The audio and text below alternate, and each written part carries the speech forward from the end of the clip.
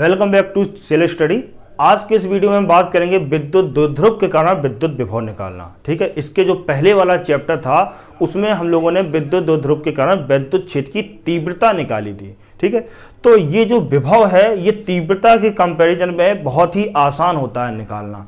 इसलिए आसान होता है क्योंकि ये जो विभव है ये अदिश राशि है, इसमें कोई दिशा ऐसा होती नहीं है और इसलिए हम इसको सीधे से परिमाण निकालेंगे। फॉर्मूला जो आ जाएगा उस किसी बिंदु पर विभव का, उस दोनों को ऐड कर देंगे, सीधे सीधे निकल आता है। चलिए देखते हैं। ठीक है, तो पहले हम वैद्युत द्विध्रुव बना लेते हैं। अच्छा, वैद्युत द्विध्रुव आप लोगों को सबको पता है पहले से कि क्या होता है।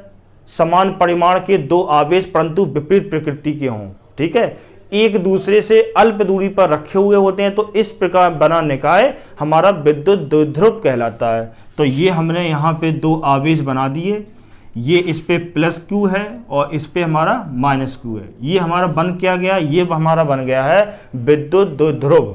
अच्छा, ये इसका जो गोला मतलब छोटा सा है, बिंदु आवेश है। ठीक है, तो हम इसका सेंटर तो कोई पता नहीं चलेगा क्योंकि बिंदु आवेश है। अच्छा, तो हम इसको इस तरीके से मिला देंगे।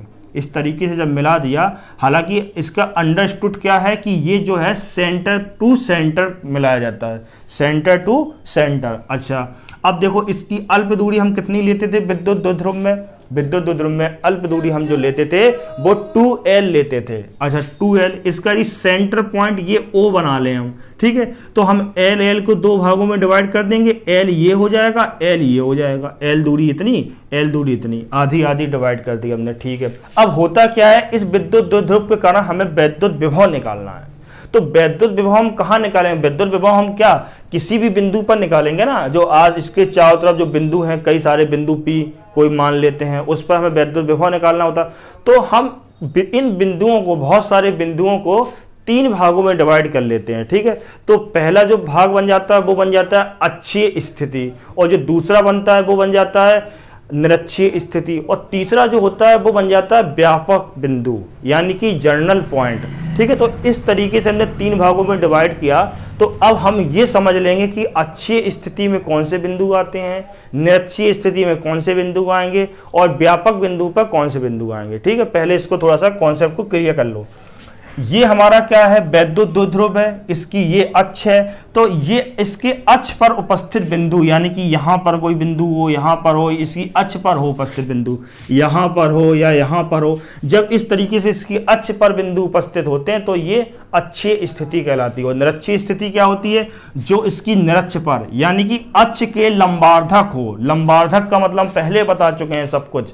लंबार्धक का मतलब होता है जो इसकी अक्ष को दो भागों में बराबर विभाजित करके इस पर लंब हो, ऐसा लंब जो इसको दो भागों में विभाजित कर दे। ठीक है, तो वो क्या कहलाएगा, लंबवार्धक।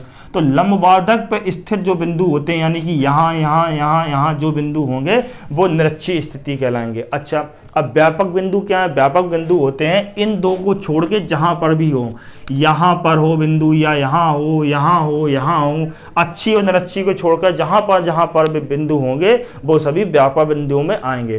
तो पहला जो हम सॉल्व करेंगे वो करेंगे अक्षीय स्थिति के लिए विभव निकालना। तो यहाँ पर देख लो पहला क्या है, पहला आएगा हमारा अक्षीय स्थिति के लिए। किसके लिए? अक्षीय स्थिति के लिए। देखो ये जो विभव है, ये वाला चैप्टर हम पहले भी बता चुके हैं, बहुत आसान है, बहुत आसान है। बस थोड़ी थोड़ी छोटी छोटी चीज़ों को समझें। ठीक है, और वीडियो को स्किप करके मत देखा करो। यदि स्किप करके देखोगे तो आपको समझ में नहीं आएगा, तो आपको इंटरेस्ट नहीं आएगा, फिर नेक्स्ट टाइम आप देखेंगे नहीं तो कुछ भी आपको काम का नहीं होगा फिर। ठीक है, अब देखो यहाँ पे अक्षीय स्थिति में हमें कौन सा अक्ष पे बिंदु लेना है, इसके अक्ष पे, या इस साइड ले लो या इस साइड ले लो। अच्छा, यदि हम इस साइड ले लेंगे और इस साइड ले लेंगे, अंतर क्या है, हमने ले लिया इस साइड। ठीक है, ये बिंदु P है। अच्छा, अब होता क्या है, जो बिंदु P पर हमें इस द्विध्रुव के कारण विद्युत विभव निकालना है, तो द्विध्रुव का सेंटर कहाँ है? द्विध्रुव का सेंटर ये है। तो हमें इसके सेंटर से r दूरी पर बिंदु P ले लिया। ये दूरी कितनी है, ये स्मॉल r ली जाती है। ठीक है, बिंदु P जो होता है इससे दूरी कितनी, स्मॉल r। अच्छा, अब देखो यहाँ पर कि बिंदु P ये होगा, ये ऊपर दूरी उड़ी सब निकाल लिया हमें, लेकिन एक साथ तो विभव निकाल नहीं सकते हैं। तो हमें क्या करना पड़ता है कि अलग अलग आवेशों की वजह से इस बिंदु पर विभव निकाल लेंगे और बाद में उसको ऐड कर देंगे। ये होता है अलग अलग आवेशों की वजह से निकालेंगे, ठीक है। तो इसकी वजह से हम यहाँ पर निकालेंगे, क्या हो जाएगा। अच्छा, जब यहाँ पर निकालेंगे तो इसकी भैया पहले हमें दूरी चाहिए पड़ेगी, तो हम इसकी डिस्टेंस लिख लेते हैं पहले। इस आवेश की, या हम इस बिंदु P की इस आवेश से दूरी कितनी होगी इसको लिख लो। इस बिंदु P की इस आवेश से दूरी जो है उसको ले लो। यहाँ पर हमारी कितनी है, ये L है, ये हमारी इतनी L है, और R कहाँ तक है, R यहाँ से यहाँ तक है, और L कितनी है, इतनी है। अच्छा, R में से L इतनी चला जाएगा तो इतना बचेगा, इतना कितना बचेगा, ये बचेगा R माइनस L। ठीक है भैया, सब समझ में आ गया होगा। अब इस आवेश से देख लो दूरी इसकी, इस आवेश से दूरी देखोगे क्या हो जाएगा, पहले जैसा यदि आपने पहले वैद्युत क्षेत्र निकाला होगा द्विध्रुव का, तो वहां पे यदि आपने पढ़ा तो तुरंत आप आसानी से सब कुछ समझ में आ रहा होगा, ठीक है। तो R इतना हो गया और L इतना हो गया, तो R इतना L इतना, तो ये कितना हो जाएगा, R प्लस L हो जाएगा, ये हो जाएगा R प्लस L। बहुत ही आसान है, कुछ भी नहीं है। अब क्या करना है, इस आवेश के कारण हमें इस बिंदु पर विभव निकाल लो। ठीक है भाई, निकाल लेते हैं। इसको नाम दे दिया हमने B प्लस, ठीक है। अच्छा, विभव का फॉर्मूला हम लोग पहले देख चुके हैं। विभव का फॉर्मूला क्या निकाला था बिंदु आवेश के लिए, 1/4 pi epsilon not Q upon R। ये हम विभव का फॉर्मूला हमने कल निकाला था, ये आप लोगों को सबको याद होगा पहले से। अब यहाँ पे आवेश अलग होता जाएगा और R दूरियां अलग होती जाएंगी। तो यहाँ पे आवेश कितना है, लिख लो पहले 1/4 पाई एप्सिलॉन नॉट और Q upon R minus L, ये R माइनस L है, ठीक है। अच्छा, एक बात और समझो, यहां पर यदि हम बोल दें जो वैद्युत द्विध्रुव है ये किसी के परावैद्युतांक वाले माध्यम में रखा है, क्या, के परावैद्युतांक वाला माध्यम। जब परावैद्युतांक के हो जाता है तो इस फॉर्मूले में क्या आ जाता है, साथ में की आ जाता है। देखो, जब हमसे पूछा जाए या क्वेश्चन में बोर्ड एग्जाम में आपसे बोला जाए यदि के परावैद्युतांक वाले माध्यम में रखा है, तो आप यहाँ पे के लगा के पहले से चलना और उसमें लिख देना, जैसे हम लोग लिखते हैं, माना कि वैद्युत द्विध्रुव के परावैद्युतांक वाले माध्यम में रखा है, तब ऐसा लिख देना। यदि हमारा द्विध्रुव वायु में या निर्वात में रखा हो, ठीक है, जब वायु या निर्वात में रखा हुआ होता है तो यहाँ पर फिर हम के नहीं लगाते हैं, के बराबर 1 हो जाता है, तो इसलिए के फिर नहीं लगाते हैं, ठीक है। तो अब हम देखते हैं आगे। अब हमें क्या करना है, माइनस क्यू आवेश के लिए लेना है। तो माइनस क्यू आवेश के लिए क्या करेंगे, बी माइनस लिख दो, 1/4 पाई एप्सिलॉन नॉट। अच्छा, यदि हम इसको मान के चल रहे हैं कि ये जो निकाय है विद्युत द्विध्रुव है ये के परावैद्युतांक वाले माध्यम में रखा हुआ है, ठीक है, तो यहाँ पे भी हम के मान लेंगे। यहाँ पे क्या हो जाएगा, Q upon R plus L। इसकी दूरी कितनी है यहाँ से, R प्लस L, तो R प्लस L हो गई।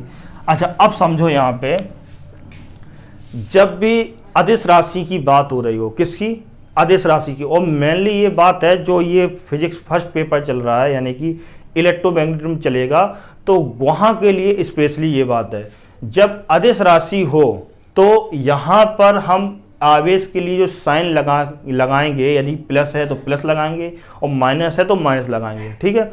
जब अदिश राशि हो तो अदिश राशि यहाँ पे क्या है कि अदिश राशि है विभव, तो यहाँ पे यदि प्लस आवेश है तो यहाँ पे प्लस मेंशन कर देंगे और यदि माइनस आवेश है तो यहाँ माइनस है। और लेकिन जब फोर्स और इलेक्ट्रिक फील्ड यानी कि विद्युत क्षेत्र की तीव्रता इन सब की बात होती है तो वहाँ पर यदि आवेश प्लस हो या माइनस हो उसको हम फॉर्मूले में नहीं लिखते हैं। क्यों, क्योंकि वह एक वेक्टर क्वांटिटी होता है, बाद में हम वेक्टर क्वांटिटी से सॉल्व करते हैं तो वहाँ पे फिर दो चीज़ें मिक्स हो जाती हैं, तो वहाँ पे वो चीज़ गलत हो जाती है, ठीक है। तो यहाँ पे ध्यान रखना, तो इसलिए ये माइनस आवेश है तो माइनस आवेश के लिए यहाँ माइनस आएगा, जब यहाँ माइनस आएगा तो ये माइनस बाहर आ जाएगा और ये यहाँ से माइनस हट जाएगा, ये माइनस में आया, ठीक है। अब देखो क्या है, सीधी सी बात है, हम करते क्या है, जब वैद्युत क्षेत्र की तीव्रता पड़ी थी तब भी हम इस बिंदु पर दोनों के लिए अलग अलग वैद्युत क्षेत्र की तीव्रता अलग अलग होती थी, जोड़ देते थे, लेकिन उसमें दिशा होती थी तो दिशा के अनुसार हम देखकर जोड़ते थे, यानी कि विपरीत दिशाओं में है तो एक दूसरे से घटा देते थे। अच्छा, लेकिन यहाँ पे दिशा का कोई चक्कर है नहीं है, ठीक है। तो दिशा का कोई चक्कर नहीं है, हम सीधे सीधे इनको जोड़ देंगे। जब सीधे सीधे जोड़ेंगे तो कैसे लिख सकते हैं, b बराबर b प्लस b माइनस, अब देखो इसकी वैल्यू यहां पुट कर दो, इसकी वैल्यू पुट कर दो। अच्छा 1/4πε0 k और q ये दोनों में कॉमन है, कॉमन आ जाएगा। तो 1/4πε0 k और यहाँ q, और अंदर क्या बचेगा, अंदर बचेगा 1/r माइनस l, और माइनस ये माइनस लगा है, माइनस r प्लस l। ठीक है, इस तरीके से ये हो गया। सॉल्व कर लो भैया इसको, ये स्टेप ऐसे ही लिख दो इसके। जब यहाँ सॉल्व करोगे तो यहाँ सॉल्व करने पे क्या आएगा, r square minus l square. ठीक है, ये क्या आ जाएगा, r square minus l square. ठीक है, ये स्क्वायर है। अच्छा यहाँ पर क्या आएगा, यहाँ आ जाएगा r प्लस l माइनस, और ये यहाँ जाएगा माइनस का मल्टीप्लाई पूरे में हो जाएगा, तो हो जाएगा r माइनस r और प्लस l, ये r एक दूसरे से कैंसिल आउट हो जाएगा।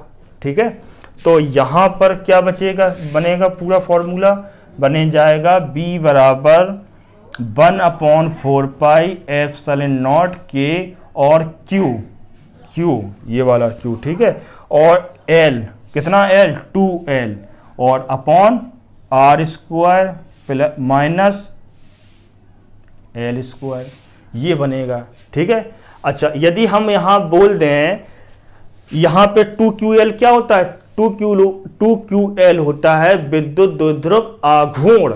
तो यहाँ पे इसको हटाकर ये क्या आ जाएगा, P आ जाएगा। ये किसके बराबर होता है, ये होता है विद्युत द्विध्रुव आघूर्ण के बराबर, P के बराबर, ये पहले पढ़ चुके हैं। ठीक है, अब देखो यहाँ पे क्या है, यदि हम ये माने कि जो r दूरी है वो l की तुलना में बहुत अधिक है, r जो दूरी है वो l की तुलना में बहुत अधिक है, तब क्या हो जाएगा कि हम l स्क्वायर को निगलेक्ट कर सकते हैं, यानी कि उसकी अनदेखी कर सकते हैं, नज़रअंदाज कर सकते हैं। ठीक है, तो हम जब नज़रअंदाज कर देंगे तो उसको हटा देंगे हम।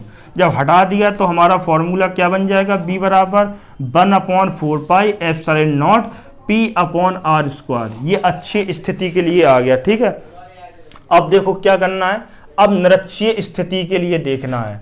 तो निरक्षीय स्थिति के लिए जल्दी से देखें, अब हमें निकालना कहाँ होंगे, वो बिंदु सारे कहाँ बन जाएंगे, वो सारे बिंदु आ जाएंगे निरक्ष पर। ठीक है, तो अब जल्दी से इसको देखो, इस फॉर्मूले को दिमाग में रखो, इसको साफ कर रहे हैं। अब देखना यहाँ पर ये है कि निरक्षीय बिंदु कौन सा लें। तो निरक्षीय बिंदु हमने यहाँ पर ये ले लिया, बिंदु P। अच्छा बिंदु P जब हमने ये ले लिया यहाँ पर, तो हम क्या करते हैं, पहले बिंदु P की हम दूरी देखते हैं कि जिसके लिए हमें निकालना है उस बिंदु पर कुछ भी, तो उसकी वहाँ से दूरी क्या है उस वस्तु से। ठीक है, तो यहाँ से दूरी क्या हो जाएगी, r हो जाएगी, ये r है। अच्छा ये तो हो गया। अब हमें एक साथ तो निकाल नहीं पाते हम, तो हमें अलग अलग आवेशों के कारण निकालना पड़ता है। तो जब अलग अलग आवेशों के कारण निकालेंगे तो हमें इसकी यहाँ से दूरी भी चाहिए पड़ेगी। तो यहाँ से इसकी जो दूरी हो जाएगी वो क्या हो जाएगी, r square plus l square. ठीक है, और ये पाइथागोरस प्रमेय लगाओ भैया। यहाँ पे ये 90 है, यहाँ का एंगल कितना लिया हमने, थीटा ले लिया, तो ये अंडर रूट में r square plus l square आ जाएगा, ये भी r square plus l square. यानी कि अब देखो यहाँ पे दूरियां दोनों आवेशों की यहाँ से समान है, और पहले वाला जो किया था वहाँ पे दूरियां अलग अलग थी। ठीक है, यहाँ दूरियां समान है और आवेश की मात्रा भी समान है। जब आवेश की मात्रा भी समान है तो यहाँ पर जो विभव निकलेगा, यहाँ पर जो विभव आएगा, वो विभव दोनों बराबर होंगे एक दूसरे के, वो दोनों विभव एक दूसरे से बराबर होंगे और उनकी प्रकृति अलग अलग हो रही होगी। यानी कि एक विभव पॉजिटिव में होगा, एक नेगेटिव में होगा। वो इसलिए हो रहा है क्योंकि एक पर प्लस आवेश है और एक पर माइनस आवेश है। अब विभव जल्दी से निकाल लेते हैं। b प्लस क्या हो जाएगा, किस बिंदु पर विभव निकाल रहे हैं, इस बिंदु पर विभव निकाला है हमने। ठीक है, तो क्या हो जाएगा, b प्लस बराबर 1/4πε0 k q। कौन सा आवेश है, ये वाला, अच्छा q। और दूरी कितनी है, दूरी है under root r square plus l square. ठीक है भैया, अब हमें माइनस q आवेश के लिए निकालना है। तो माइनस q आवेश के लिए क्या हो जाएगा, 1/4πε0 k q। Upon √r² plus l²। अच्छा, ये हो गया। अब देखो यहाँ पर माइनस आवेश के लिए है तो यहाँ पर माइनस आ जाएगा, ठीक है। अब करना क्या होता है, करना ये होता है उस बिंदु पर, जिस बिंदु पर निकालना हो कुल विभव विद्युत द्विध्रुव के कारण, उस बिंदु पर सभी दोनों विभव को हम जोड़ देंगे। जब जोड़ देंगे देखो तो इनके मान देखो बराबर हैं और बस क्या है, एक प्लस में है एक माइनस में है। तो जब आप क्या करोगे, b बराबर b plus plus b minus करोगे तो यहाँ पर जो b की वैल्यू है वो 0 आ जाएगी। यहाँ पर b की वैल्यू 0 हो जाएगी। देखो ये इससे ये पूरा कैंसिल आउट हो जाएगा। तो ये क्या होता है कि निरक्षीय स्थिति में, किसकी निरक्षीय स्थिति में, विद्युत द्विध्रुव की निरक्षीय स्थिति में जो विभव निकलता है वो 0 होता है। लेकिन इसकी विद्युत द्विध्रुव की निरक्षीय स्थिति में विद्युत क्षेत्र की तीव्रता 0 नहीं होती है। आप देखना पहले वाला वीडियो प्ले लिस्ट में जाके, वहां पे इसकी जो तीव्रता है वो 0 नहीं होती है। अब हमें क्या करना है, अब इसके हमको व्यापक बिंदुओं पर निकालना है। अब हम तीसरा यहाँ पे व्यापक बिंदु पर निकालेंगे कि यहाँ पर व्यापक बिंदु पर यानी कि जनरल पॉइंट पर। तो जब व्यापक बिंदु पर निकालेंगे इसके लिए देख लो क्या करना पड़ेगा। सबसे पहले तो हमें यहाँ पे 2 बिंदु आवेश बनाना है, तो हमने 2 बिंदु आवेश बना लिए। जब ये 2 बिंदु आवेश बन जाएंगे तो यहाँ पर विद्युत द्विध्रुव का निर्माण हो जाएगा। तो ये विद्युत द्विध्रुव बन गया। देखो ये इस तरीके से आवेश हो जाएगा, ठीक है। अब देखो यहाँ पर अक्षीय हो चुका, निरक्षीय हो चुका। अब हमें इस दोनों को छोड़कर जो बिंदु है वहाँ वो लेना है हमको। तो बिंदु P हमने माना कि यहाँ कहीं पे है, ठीक है। तो यहाँ पे जो बिंदु P ले लिया हमने। अब दूसरा काम क्या होता है, दूसरा काम होता है जिस वस्तु के लिए निकालना है उसकी बिंदु P से उन दोनों के बीच की हमें दूरी बताना। तो दूरी कहाँ से बताएंगे, तो जो द्विध्रुव का सेंटर होता है वहाँ से हमें डिस्टेंस बतानी होती है। तो सेंटर कहाँ है, सेंटर ये है, इसको हम क्या ले लेते हैं, वो ले लेते हैं। ये दूरियाँ जो हैं आधी आधी डिवाइड हो जाएंगी, यानी कि L डिस्टेंस ये हो गई और L डिस्टेंस ये हो गई। अब हम क्या करते हैं, इसको यहाँ पे मिला दो। इसकी दूरी यहाँ बिंदु P से कितनी है, R है, ये R हो गई, ठीक है। अब इसके बाद अब तीसरा काम क्या होता है, अब हमें अलग अलग बिंदु आवेशों के लिए विभव निकालना है, वो भी इस बिंदु पर। तो इस बिंदु पर निकालना है तो हमें क्या जरूरत पड़ेगी, अब हमें जरूरत पड़ेगी इन आवेशों की इस बिंदु P से दूरी कितनी है। तो इसकी यहाँ से दूरी जो यहाँ पे ऐसे बनाई जाएगी, ठीक है। ये लाइन सीधी नहीं बनी है, समझ लो ये सीधी ही है, ठीक है, ये सीधी ही है, ठीक है। और इसकी यहाँ से डिस्टेंस कितनी है, ठीक है। तो हमें अब ये 2 डिस्टेंस देखनी है। तो ये 2 दिखाई दे रहा है कि नहीं दिखाई दे रहा है,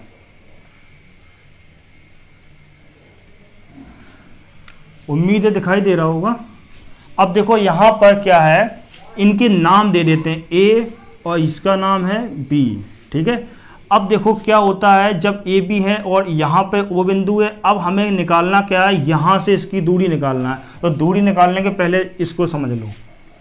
यदि हमें प्लस Q है तो इसके लिए विभव निकालना है वहाँ पर, तो हम इसको क्या ले लेंगे, B प्लस बराबर क्या हो जाएगा, 1/4 πε0 K, ठीक है। और क्या हो जाएगा आगे, Q अपॉन, अच्छा अब दूरी की बात आती है। तो यहाँ से वहाँ की दूरी कितनी है, इसको ले लो AP, ठीक है। अब हमें निकालना है माइनस Q आवेश के लिए, इसको ले लो B माइनस। अब देखो क्या हो जाएगा, 1/4 πε0 K। और माइनस Q आवेश के लिए ले रहे हैं तो यहाँ पे माइनस लगा लो, और यहाँ पे क्या हो जाएगा Q अपॉन, और इनके बीच की डिस्टेंस कितनी है वो हमें नहीं पता, अभी हम निकालेंगे। अभी सिर्फ नाम क्या दे देंगे, नाम दे देंगे BP, ठीक है। तो यहाँ पे क्या हो जाएगा, B और P। अब हमारा काम क्या है, हमारा काम है कि इन अलग अलग आवेशों की वजह से जो विभव आया है बिंदु P पर, और हमें चाहिए है विद्युत द्विध्रुव के लिए विभव, तो हम इन दोनों विभव को जोड़ देंगे यहाँ पर, ठीक है। लेकिन हमारे पास दिक्कत क्या आ रही है, हमारे पास ये जो दूरियां हैं वो नहीं पता है, और हमें दूरी किस फॉर्म में चाहिए होता है आंसर, जो हमें पता है। हमें क्या पता है, हमें यहाँ से इसकी दूरी पता है, वो कितनी है, R है। तो हमें जो दूरियां बनेगी 2, इनको हमें इस फॉर्म में कन्वर्ट करना है, तब हम फिर इसको आगे देखेंगे, ठीक है। तो हम क्या करेंगे, पहले यहाँ पर एक लंब डाल रहे हैं, ये हमने लंब जो डाला है, क्यों डाला है, जितनी इसको मान लो बिंदु सी, ठीक है। अब आगे बढ़ो, जितनी डिस्टेंस P से C की है उतनी ही डिस्टेंस P से B की है। आप देख रहे होंगे कि ये जो दोनों हैं ये दोनों दूरियां बराबर हैं। अच्छा, अब आप जल्दी से देखो यहाँ पे, यदि हमारे पास कोई इस तरह की त्रिभुज है, ये एक 90 है, यदि ये डिस्टेंस हमारे पास L है तो ये जब, और ये एंगल थीटा है, ठीक है, तो जब ये थीटा की तरफ आता है, नीचे थीटा की तरफ आता है, तो उसमें क्या ऐड हो जाता है, साथ में मल्टीप्लाई में L cos थीटा, साथ में cos थीटा जुड़ जाता है, ठीक है। ये हमने याद करने का तरीका पहले बता दिया, ये छोटी सी ट्रिक थी। और ये कितना हो जाता है जब इस तरफ जाए, L sin थीटा, ये 90 माइनस थीटा होता है इस तरफ, ठीक है। तो हमें यहाँ पे 90 माइनस थीटा नहीं लेना है, यहाँ पे हमें क्या देखना है, थीटा वाले को। अच्छा, थीटा कहाँ होगा, ये 90 है तो ये थीटा है। अच्छा, ये L है, इतनी ये L है डिस्टेंस, L को नीचे कर दो, ये जितनी L है, L ये ऊपर जाएगी तो किसमें आ जाएगा, साथ में क्या आ जाएगा, यहाँ पे साथ में आ जाएगा यहाँ पे L cos थीटा, ये L cos थीटा है, ठीक है। अच्छा, ये L cos थीटा है।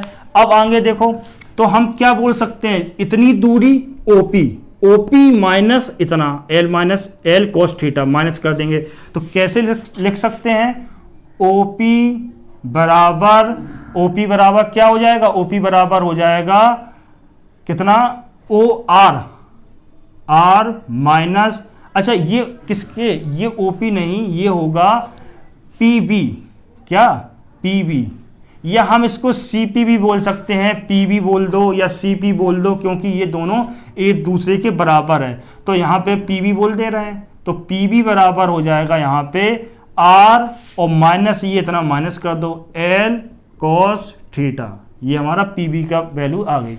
अब आगे देखो, अब आगे हमारे पास क्या है, अब ये वाली बात आ गई AP की। तो AP के लिए क्या करना पड़ेगा, इस लाइन को थोड़ा सा आगे बढ़ाओ, इस लाइन को जब आगे बढ़ाओगे और यहाँ पे ऐसा लंब डालोगे, ये हमारा 90 हो गया। अच्छा, अब क्या है, यहाँ देखो जितनी डिस्टेंस AP की है उतनी ही डिस्टेंस, यदि हम इसको बिंदु D ले लें, उतनी ही डिस्टेंस DP की हो जाएगी। बात समझ में आ रही है। तो हमें चाहिए है AP, तो हम इसको कैसे लिख सकते हैं, AP बराबर R, इतना ये कितना है, इतनी दूरी कितनी है, ये R है, O से P, तो O से P प्लस OD, तो OP कितनी है, OP है हमारे पास R, और ये OD कितनी है, OD है हमारी L cos थीटा। क्यों, ये 90 है, ये थीटा है, ये L क्या, L यदि इस तरफ थीटा की तरफ यहाँ जाएगा तो ये क्या बन जाएगा, L cos थीटा बन जाएगा, तो ये भी L cos थीटा बन जाएगा। तो यहाँ पे R प्लस क्या आ जाएगा, L cos थीटा।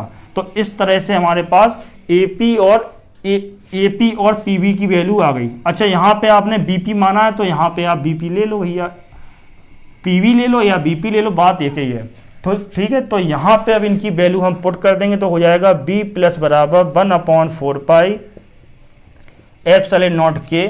अब क्या करना है, AP का मान जब यहाँ रखेंगे क्या हो जाएगा, Q/R plus L cos theta, ठीक है।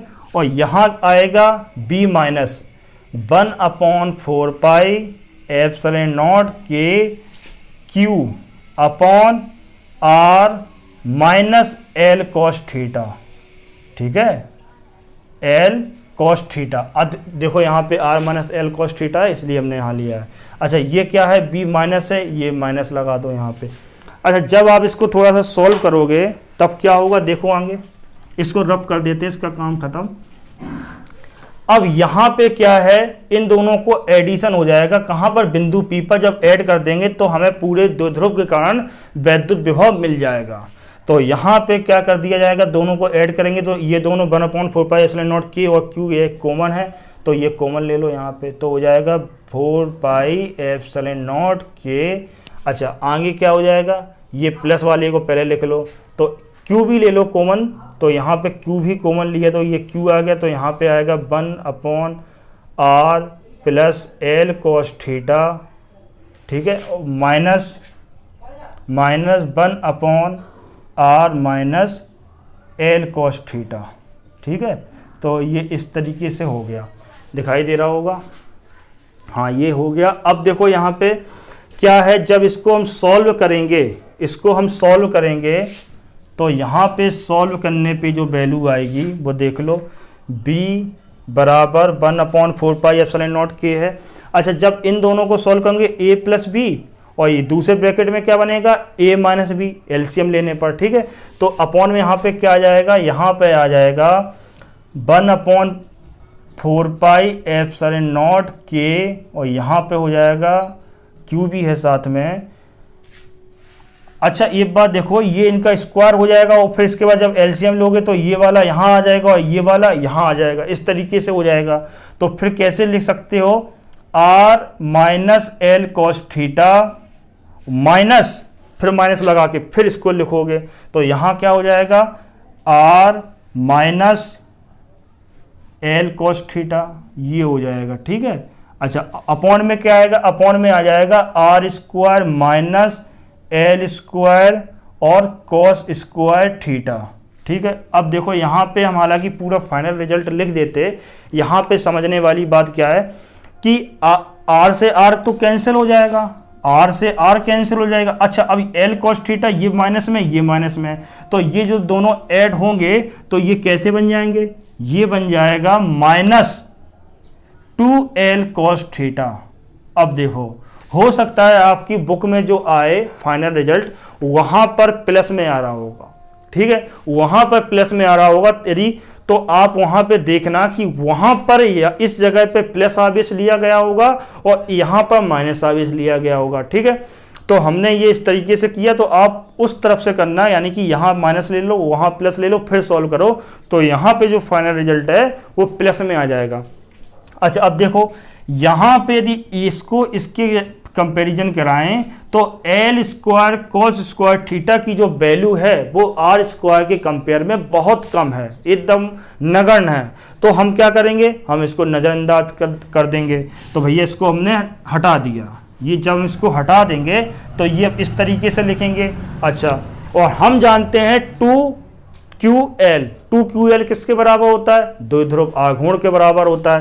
तो द्विध्रुव आघूर्ण यानी कि कितना हो जाता है, p हो जाता है। तो जो फाइनल रिजल्ट आएगा वो कितना आएगा, b बराबर -1/4πε0 k, और यहाँ पे क्या हो जाएगा, यहाँ पे हो जाएगा p cos theta upon R square, ये हो जाएगा, ठीक है। p cos थीटा लिखा है यहाँ पे, ठीक है, अपॉन आर स्क्वायर, ये फाइनल रिजल्ट आएगा व्यापक बिंदु के लिए। तो आज के लिए इतना ही, फिर मिलेंगे नेक्स्ट वीडियो में नए कुछ कॉन्सेप्ट के साथ। धन्यवाद।